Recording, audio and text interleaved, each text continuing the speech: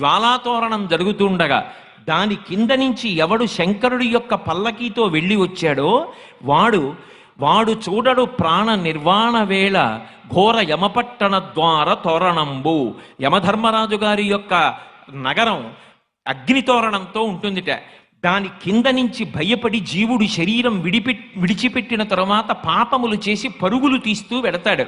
అలా వెళ్ళవలసిన అవసరం లేకుండా కార్తీక పౌర్ణమి నాడు ఎవడు శపథం చేసి స్వార్థంతో కేవలం పాపములు చెయ్యకుండా ఇక పైన 10 మంది గురించి ఆలోచించి సమాజం గురించి ఆలోచించి అందరూ నా అన్నదమ్ములు అక్క చెల్లెళ్ళన్న భావనతో త్రికరణ శుద్ధిగా బ్రతుకుతానని కోరుకుంటాడో అటువంటి వాడి పాపములు తొలగతోసి నేను అండగా ఉండి అక్కడ దూరవలసిన జ్వాలాతోరణానికి బదులుగా ఇక్కడ జ్వాలాతోరణం కింద నేను అండగా ఉండి నిన్ను తీసుకొస్తున్నాను.